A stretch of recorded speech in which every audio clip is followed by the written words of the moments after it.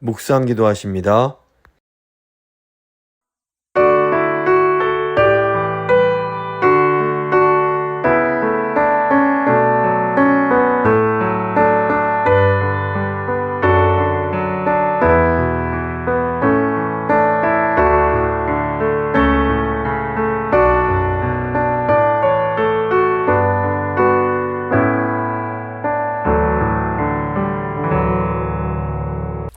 사도신경 고백합니다.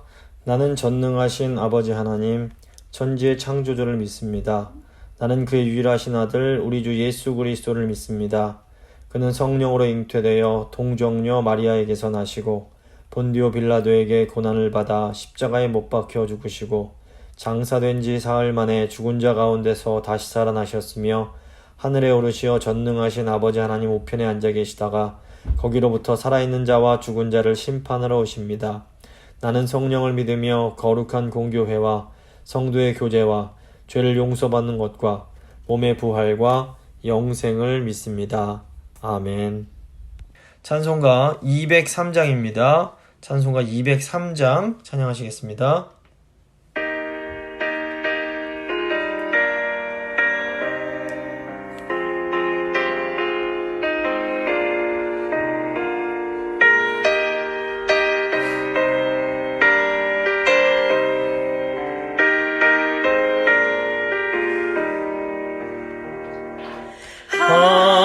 하나님의 말씀은 생명의 말씀이라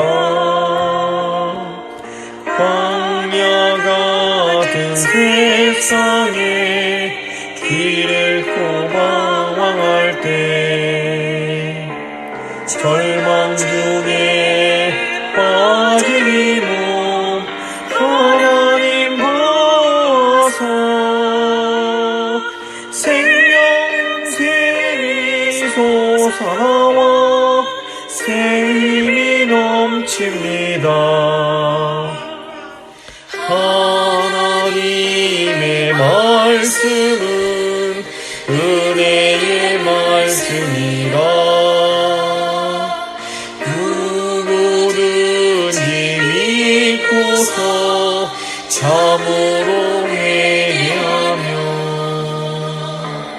하나님이 사주사 고난 베푸시고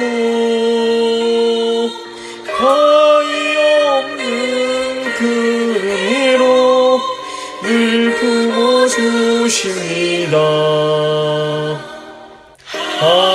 하나님의 말씀은 진리의 말씀이라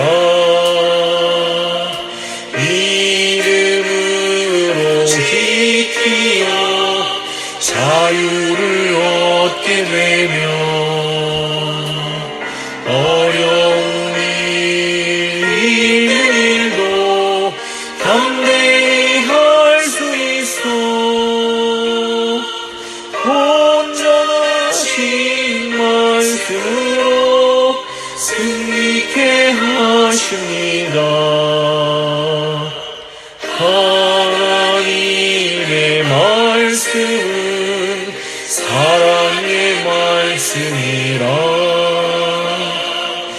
험한 세상 살 동안 언제나 돌보시고 변함없는 사랑으로 우리를 지키시어 하늘나라 이르도록 인도해 주십니다.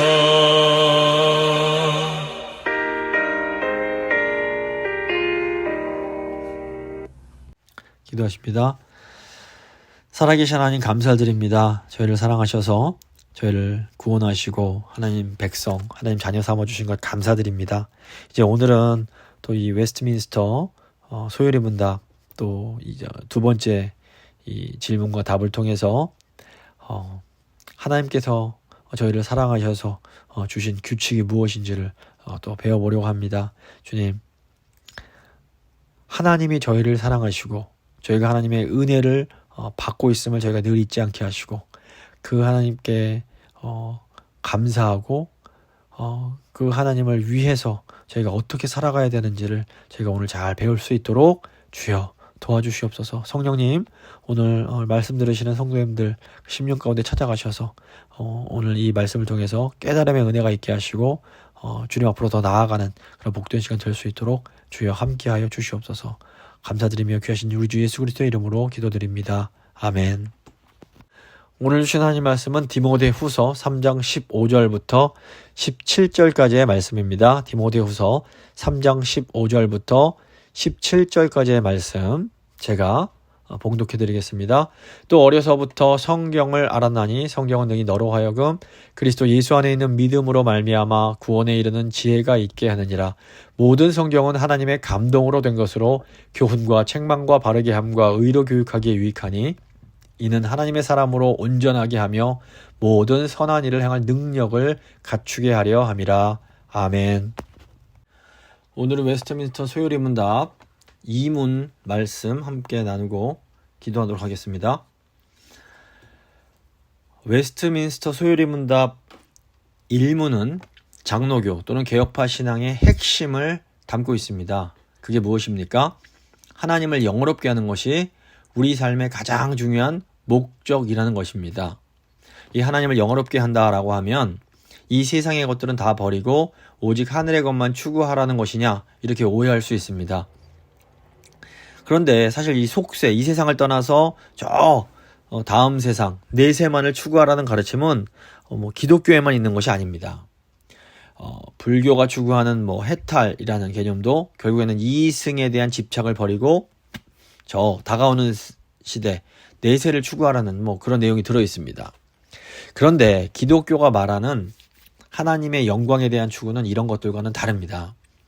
하나님의 영광을 추구하는 것은 모든 것이 다 하나님이 주신 것이요 하나님의 은혜의 선물임을 인정하는 겁니다.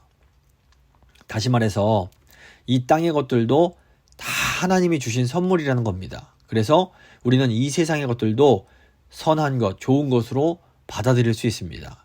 조금 더 구체적으로 말씀드리면 하나님의 선물의 관점에서 보면 돈도 성공도 좋은 것이고 자녀도 좋은 것이고 명예나 권력도 좋은 것이고 음악이나 미술, 스포츠처럼 우리에게 즐거움을 주는 것들도 다 좋은 것들이라는 겁니다.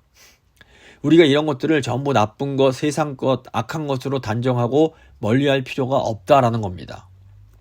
실제로 이 세계 역사를 보면 중세 이후에 이 개신교 신학, 하나님의 영광을 중시하는 신학이 받아들여진 후에 특별히 이 개신교, 특별히 이제 개혁주의 이 신학을 받아들인 지역에서는 정치와 경제 그리고 예술이 발전하는 것을 볼 수 있습니다.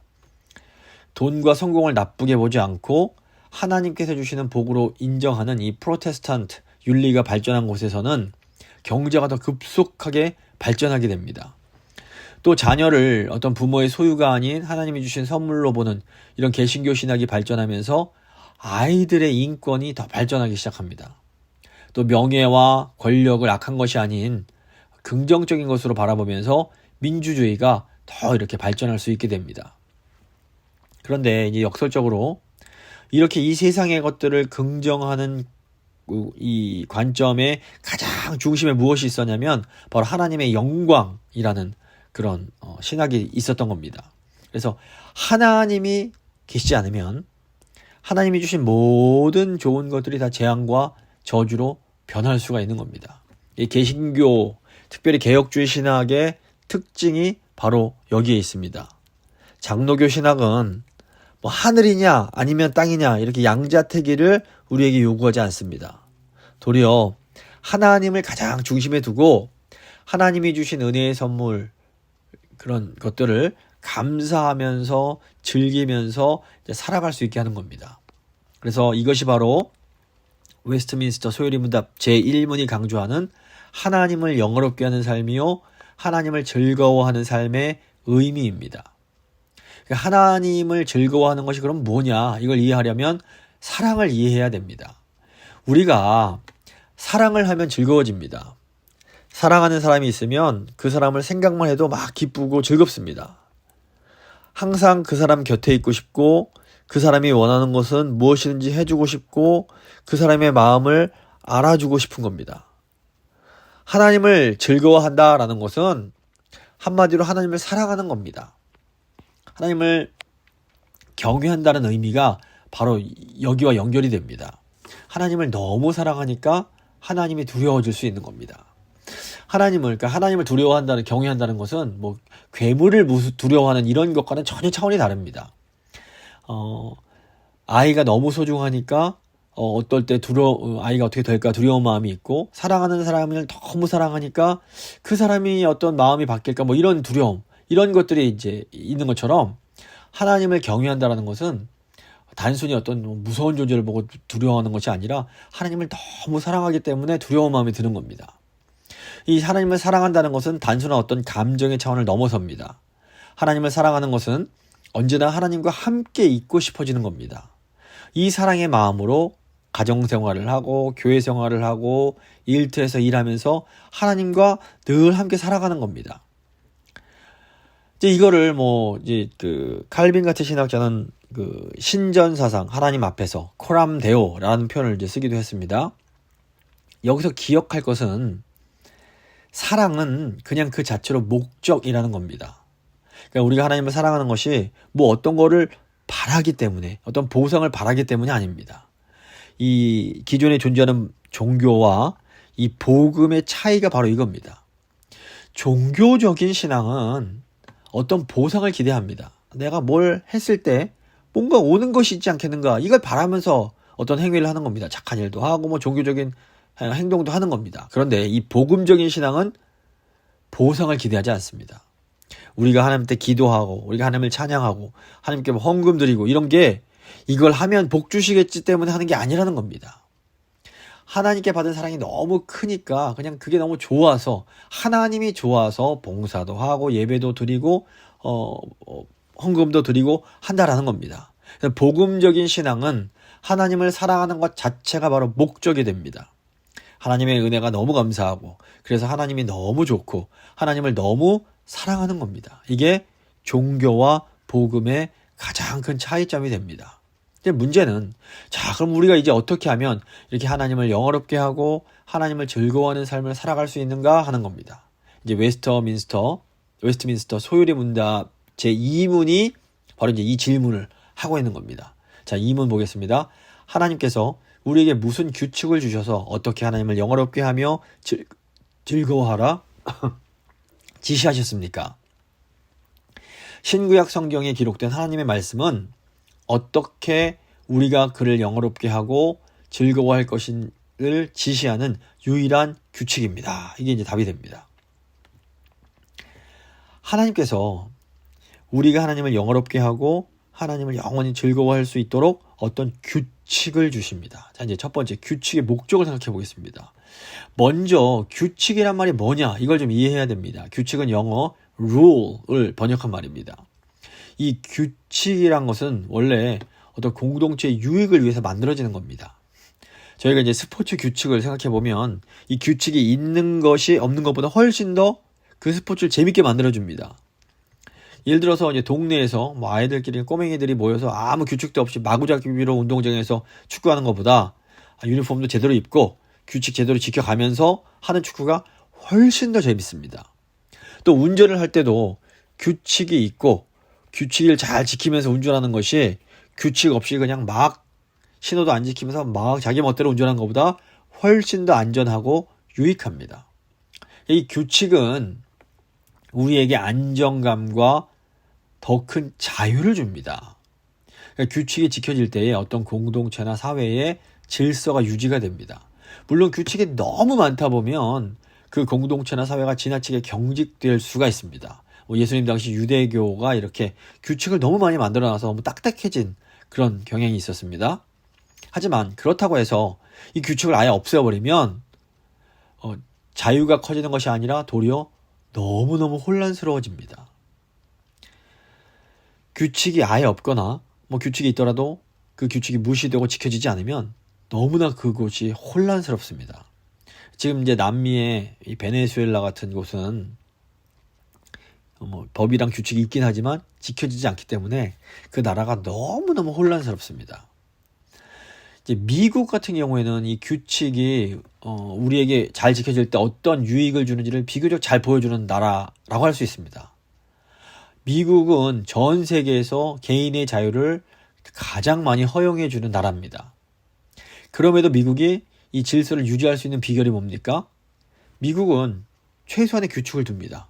그리고 이 규칙을 지키는 데 있어서는 굉장히 엄격하게 이 규칙을 지키게 합니다. 그래서 이 정해진 규칙만 어기지 않으면 미국에서는 어마어마하게 큰 자유를 누릴 수가 있습니다. 하지만 규칙을 어기는 사람에게는 매우 엄격하게 그 제재를 가합니다. 그러니까 분명한 규칙이 있기 때문에 질서가 있으면서도 규칙을 범하지 않는 한에 대해서는 온전한 자유를 누릴 수가 있는 겁니다. 그러니까 하나님께서 우리에게 규칙을 주신 목적도 바로 이겁니다. 규칙은 우리를 어떻게 억압하거나 제한하기 위한 것이 결코 아닙니다. 도리어 규칙은 질서 가운데 우리로 하여금 더 많은 최대한의 자유를 누리도록 하기 위해서 우리에게 주신 겁니다. 하나님이 우리에게 규칙을 주신 것은 우리의 유익을 위한 겁니다.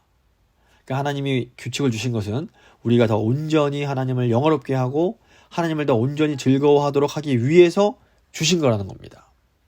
근데 중요한 것은 뭐냐면 하나님의 생각과 우리의 생각이 많이 다르다라는 겁니다. 우리가 좋고 유익하다라고 생각하는 것과 하나님께서 좋고 유익하다고 생각하시는 것이 다를 수가 있습니다. 예를 들어서 이제 아이들은 부모님을 사랑하는 마음으로 자기들이 좋아하는 과자와 사탕을 부모님께 드릴 수가 있습니다. 물론 자기들이 너무 과자와 사탕이 맛있고 좋으니까 부모님들도 그걸 좋아할 거라고 생각을 하는 겁니다. 저희 아이들 막내도 보면 아빠한테 자기가 좋아하는 사탕, 초콜릿을 갖다 줍니다. 물론 이 마음이 너무 예쁩니다. 하지만 사실 부모 입장에서 자녀에게 정말로 원하는 것은 과자나 사탕이 아닙니다. 아이들이 건강하게 잘 자라주고 또 무엇이든지 열심히 이렇게 배우고 부모님께 예쁘게 순종하고 이런 것이 과자나 사탕보다 훨씬 더 부모를 기쁘게 합니다. 근데 우리가 하나님을 영화롭게 하는 또 하나님을 즐거워하는 것도 비슷합니다. 그러니까 우리가 우리 수준에서 하나님을 기쁘시게 하려고 하는 어떤 행동들이 있습니다. 물론 이제 이게 아이가 과자와 사탕을 부모님께 드리는 것과 비슷합니다. 물론 하나님께서 이런 마음을 너무 예쁘게 봐주십니다. 하지만 좀 더 성숙한 자녀는 부모님이 원하시는 방법으로 부모님을 기쁘게 해드리는 겁니다. 마찬가지로 영적으로 좀 더 성숙한 하나님의 자녀들은 하나님이 기뻐하시는 방법으로 하나님을 영화롭게 하고 하나님을 기쁘게 해드리는 겁니다. 우리가 하나님께서 우리에게 주신 그 규칙을 잘 따름으로 하나님을 영화롭게 하고 하나님을 즐거워할 수가 있는 겁니다. 자, 이제 두 번째 하나님께서 주신 규칙을 보면 하나님께서 창조하신 이 우주를 보시면 어떤 물리적인 법칙이 있습니다. 이 우주에 존재하는 모든 물질들이 이 법칙에 따라서 질서 있게 움직입니다. 과학이란 것이 사실 근본적으로 이 우주에 법칙이 있기 때문에 존재할 수 있는 겁니다. 우주가 지멋대로 불규칙적이라면 이 과학이란 것 자체가 성립이 불가능합니다. 그래서 과학 분야에서 어떤 노벨상을 받은 과학자들이 뭘 새롭게 만들어내서 창조해서 상을 받는 것이 거의 아닙니다. 이분들은 우리가 그동안 알지 못했던 규칙들, 새로운 규칙들을 발견한 공로로 그 상을 받게 됩니다. 그러니까 이전에는 이 물리적 우주에 존재하던 법칙을 몰랐는데 그 법칙을 발견하거나 또는 그 법칙을 증명할 수 있는 어떤 그런 방법을 고안해내면 그것을 기념하고 칭찬해 주는 겁니다. 그런데 이제 어떤 과학자들도 왜 우주에 이런 신기한 규칙이 존재하는지는 알지 못합니다. 이제 이에 대해서 결국 우리가 선택할 수 있는 답은 둘 중 하나입니다. 창조주가 계셔서 창조주가 그런 법칙을 부여하셨다. 이것을 믿거나 아니면 그냥 우연히 어쩌다 보니 우연히 그런 법칙이 그냥 처음부터 존재하게 됐다. 이걸 믿는 겁니다.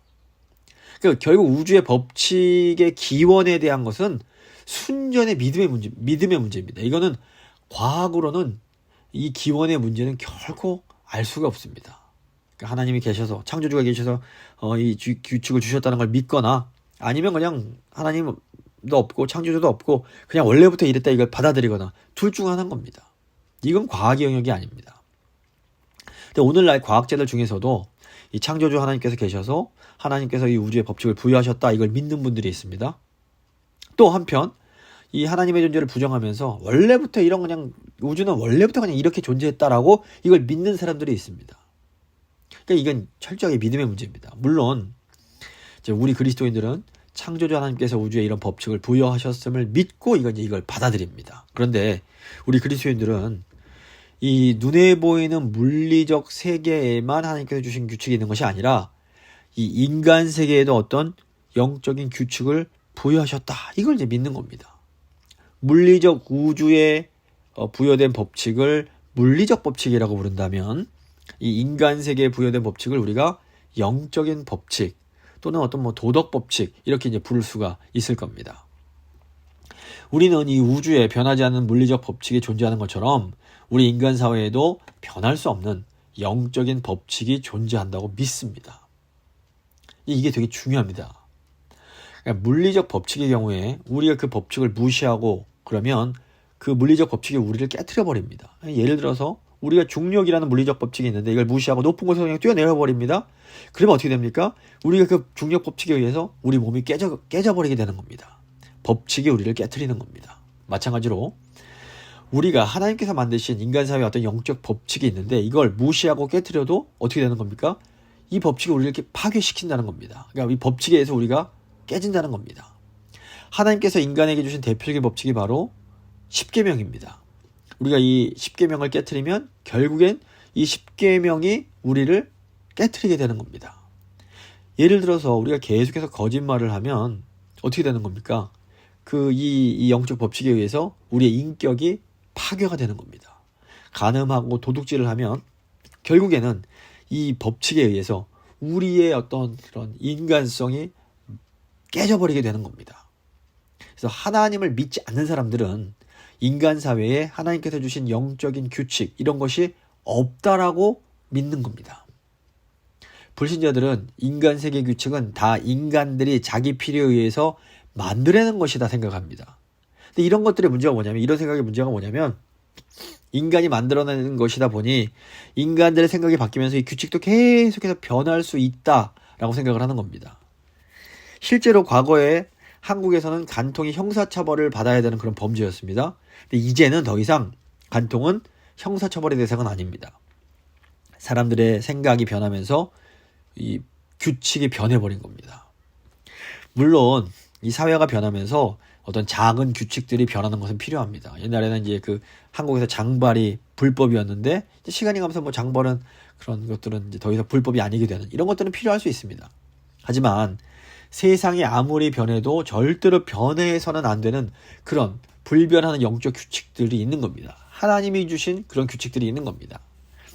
현대인들은 간통을 넘어서 이 결혼 자체의 이런 개념 자체를 오늘날 바꾸려고 합니다. 성경은 결혼이 남성과 여성의 남녀 간의 결합이다 이렇게 규정을 합니다.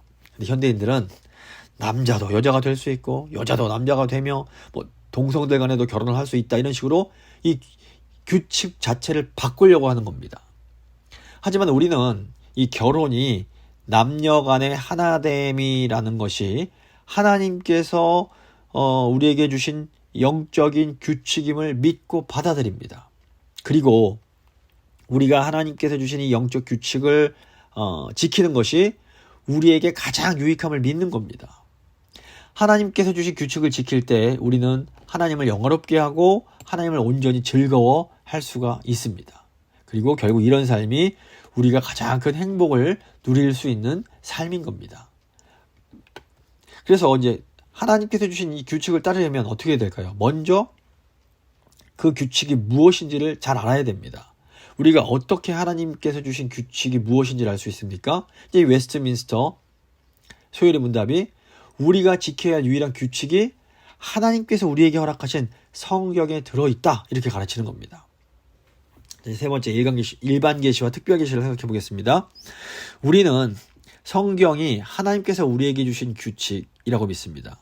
근데 이제 이 하나님께서 우리에게 알려주시는 그 하나님의 뜻을 우리가 계시라고 부릅니다. 계시는 본래 감추어진 것을 이렇게 드러내서 보여준다라는 뜻입니다.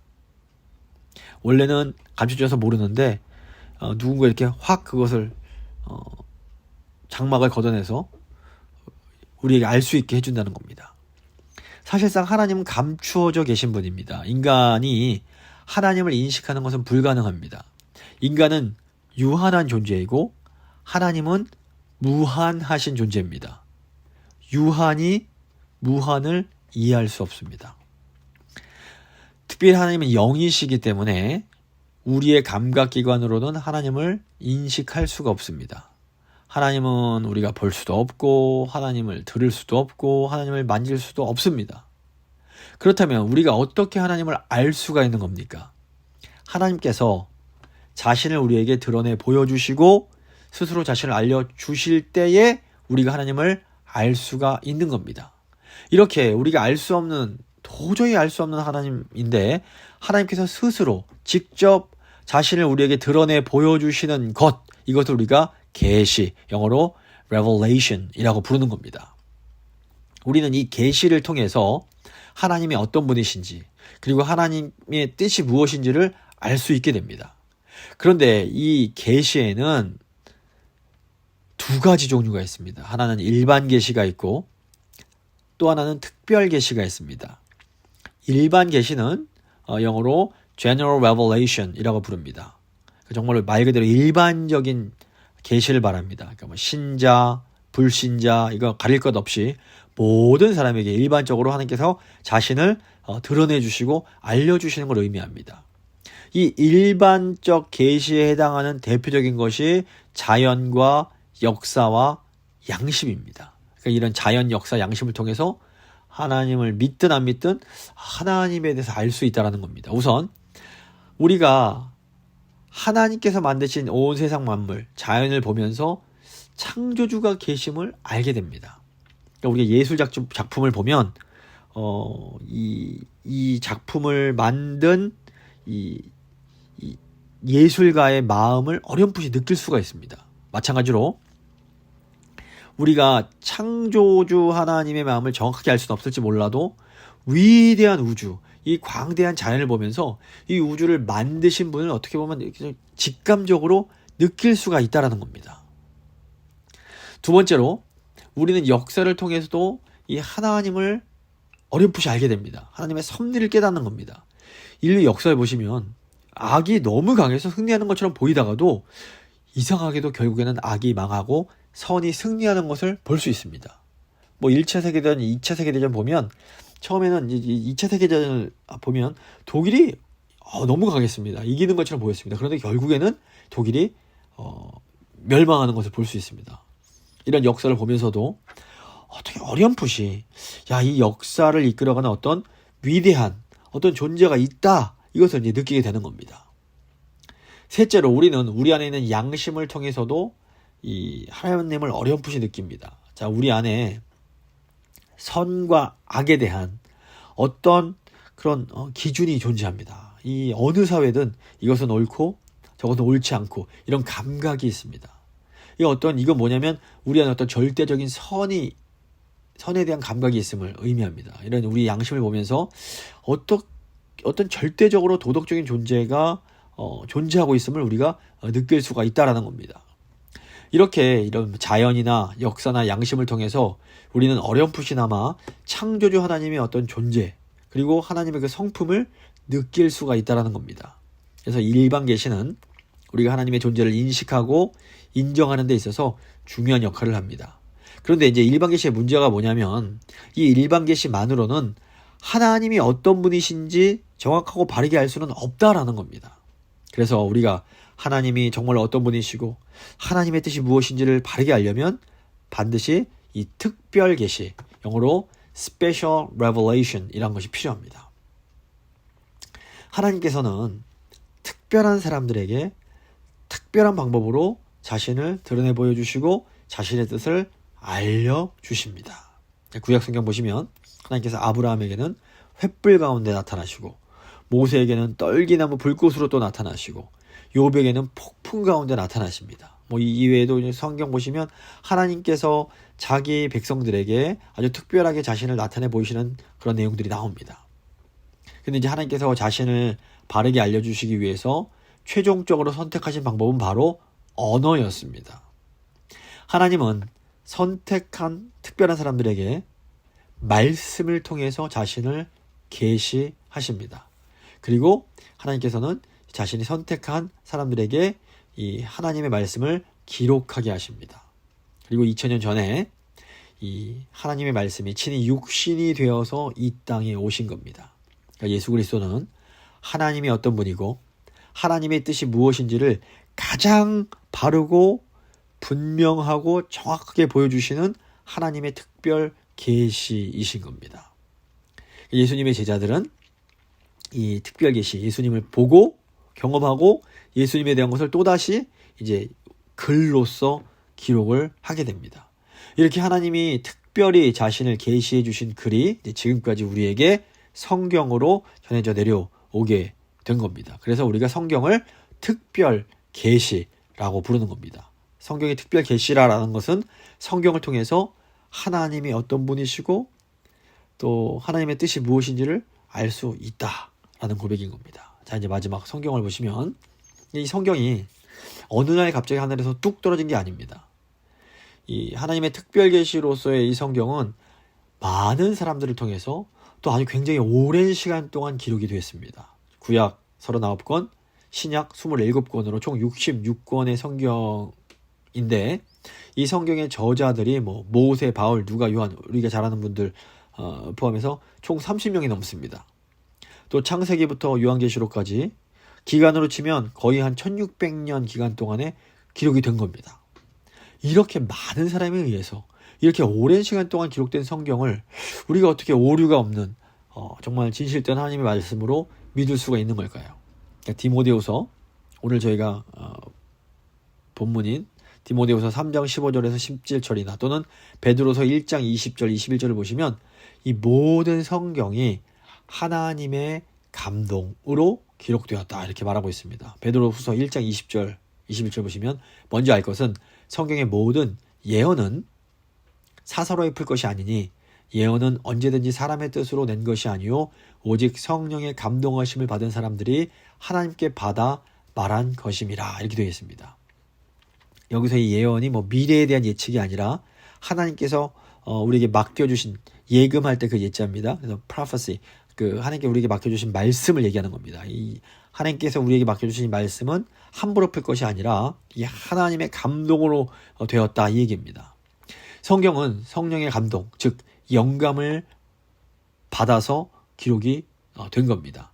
영감을 영어로 inspiration이라고 하는데 이 영감에도 또 이제 두 종류가 있습니다. 하나는 기계적 영감이라고 부릅니다. 말 그대로 mechanical inspiration이라고 정말 기계적으로 그냥 마치 타자수가 누가 불러주면 그대로 치는 것처럼 성령님이 불러주신 것을 아무 생각 없이 한 글자 한 글자 받아 적은 것, 이게 이제 기계적 영감입니다.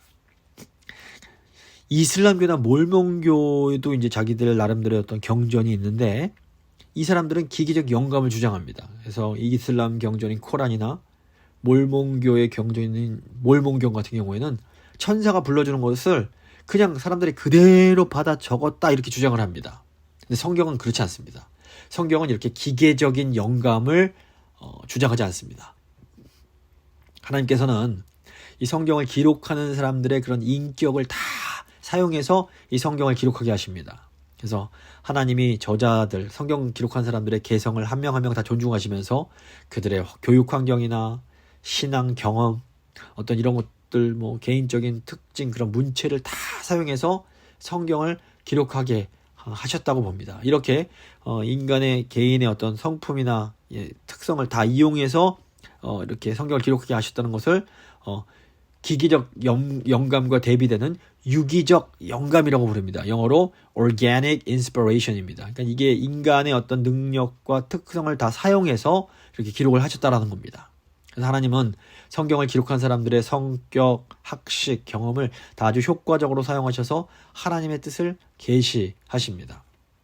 그래서 성경의 문체, 어휘, 논리, 전개, 방법 등을 통해서 그 각 성경의 그 책들을 기록한 그런 저자들의 개성이 다 뚜렷하게 드러납니다. 하지만 동시에 성경에는 각 저자들의 개성을 넘어서는 놀라운 통일성이 나타납니다. 이것은 성경을 기록하신 최종 저자가 하나님이시기 때문인 겁니다. 성경의 저자들이 자신이 가진 모든 경험과 지식과 재능을 다 살려서 기록을 합니다. 하지만 그럼에도 성경은 이런 개개의 저자들의 생각과 능력을 또 훨씬 뛰어넘는 영역이 있다는 겁니다. 예를 들어서 다니엘이 자기가 꿈속에서 어떤 환상을 받은 것을 기록을 합니다. 그런데 어떤 부분은 다니엘이 기록을 하면서도 이게 무슨 뜻인지 다 알지 못하고 기록을 할 수가 있는 겁니다. 신약의 요한계시록을 보셔도 사도 요한이 하나님께서 자기에게 보여주신 것을 정말 최선을 다해서 기록을 잘했습니다. 그런데 이 요한이 본 환상 중에는 요한이 다 이해 못하는 내용들이 들어있었다라는 겁니다. 성경은 이렇게 하나님께서 성경 저자의 인격을 다 사용하시면서도 진리가 파괴되지 않도록 오류를 막으시고 어휘와 문체와 스타일까지 다 세심하게 개입하심으로써 지금 쓰여졌다. 이렇게 이걸 우리가 받아들이는 겁니다. 성경이 일반 역사서나 다른 문학 작품과 다른 것은 하나님께서 직접 개입하셔서 하나님의 뜻을 기록해 주셨기 때문입니다. 그러므로 우리는 성경이 하나님이 누구신지를 알 수 있고 우리를 향한 하나님의 뜻이 무엇인지를 보여주는 하나님의 특별한 계시임을 믿고 받아들이는 겁니다.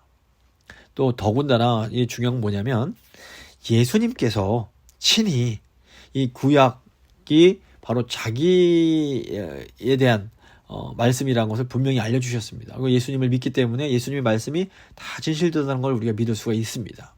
그래서 성경이 하나님의 특별 계시임을 인정하고 받아들이느냐 그렇지 못하느냐가 너무너무 중요합니다.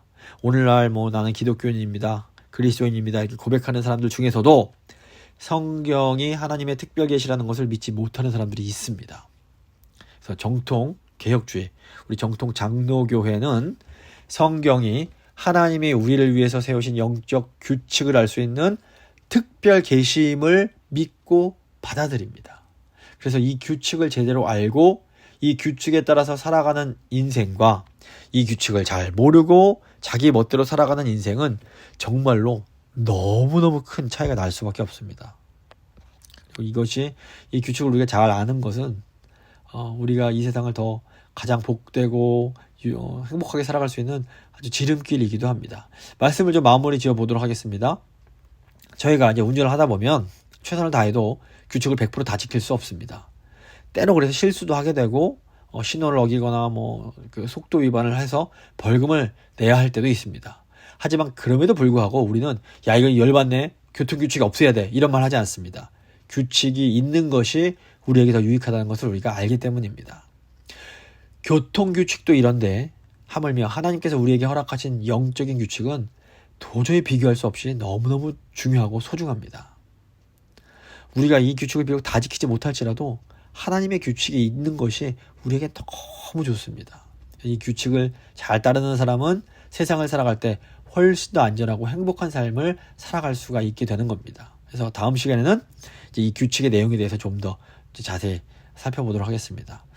기도하실 때 먼저 하나님 저에게 영적인 규칙 주신 거 너무 감사드립니다. 이거 감사기도 드리시고 또 하나님 저희가 주님께서 주신 이 규칙을 잘 따라서 주께서 원하시는 그런 복된 삶 살아갈 수 있게 달라고 힘을 달라고 한번 함께 기도하도록 하겠습니다.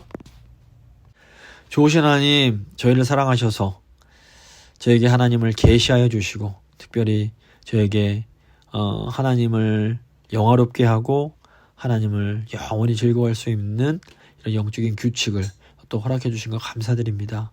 주님 저희가 연약하여서 주님께서 세워주신 이 규칙을 다 100% 지키지 못할지라도 규칙이 있는 것 저에게 너무나 유익하고 결국 저희의 자유와 저희의 행복을 위한 것임을 저희가 알고 또 믿습니다. 주님 성령님께서 저에게 힘주셔서 주님께서 저에게 허락하신 이 규칙, 영적인 규칙을 기쁨으로 잘 지킴으로 정말 하나님께서 원하시는 하나님을 영화롭게 하고 하나님을 즐겁게 하는 이 삶을 잘 살아갈 수 있도록 주님 저희를 붙들어 주시옵소서. 감사드리며 귀하신 우리 주 예수 그리스도의 이름으로 기도드립니다. 아멘. 찬송가 202장입니다. 찬송가 202장 찬양하십니다.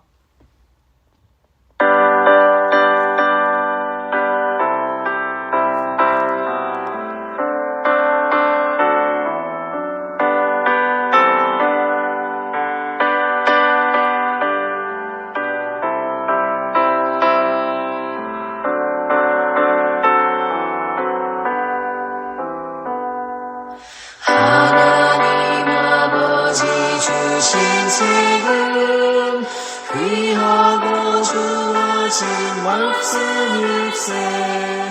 기쁘고 반가운 말씀 중에 날 사랑한단 말 참 좋도다.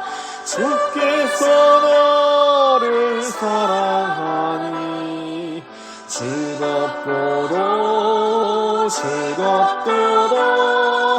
주께서 너를 사랑하니 나는 참 기쁘다.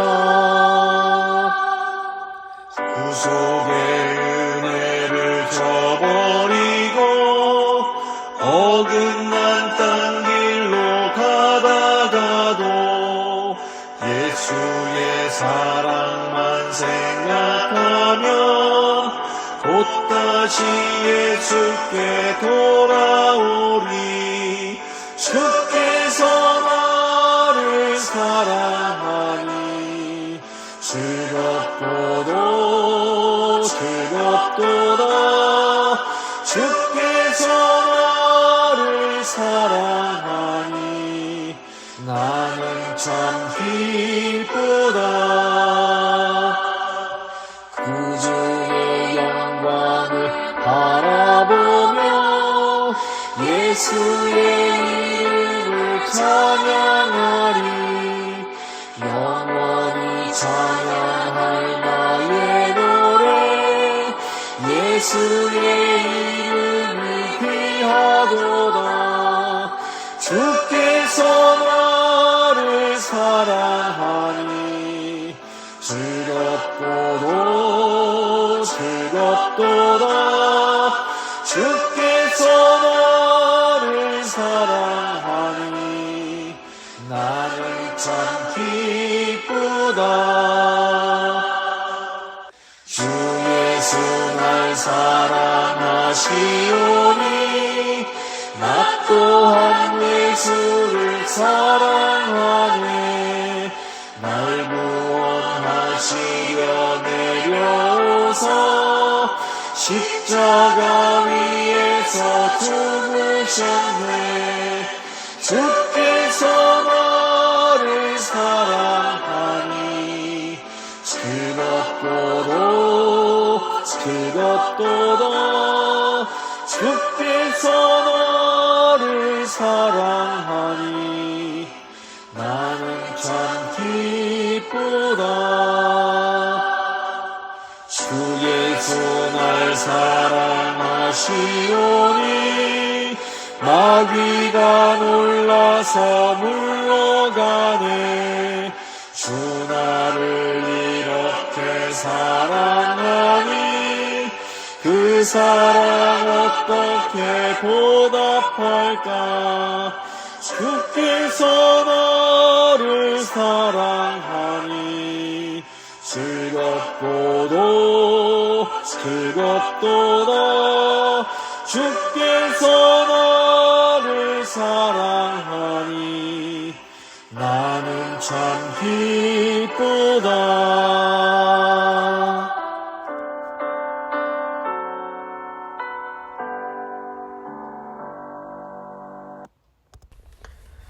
주님 가르쳐 주신 기도로 예배 마치도록 하겠습니다. 하늘에 계신 우리 아버지, 아버지의 이름을 거룩하게 하시며 아버지의 나라가 오게 하시며 아버지의 뜻이 하늘에서와 같이 땅에서도 이루어지게 하소서. 오늘 우리에게 일용할 양식을 주시고 우리가 우리에게 잘못한 사람을 용서해 준 것 같이 우리 죄를 용서해 주시고 우리를 시험에 빠지지 않게 하시고 악에서 구하소서. 나라와 권능과 영광이 영원히 아버지의 것입니다. 아멘.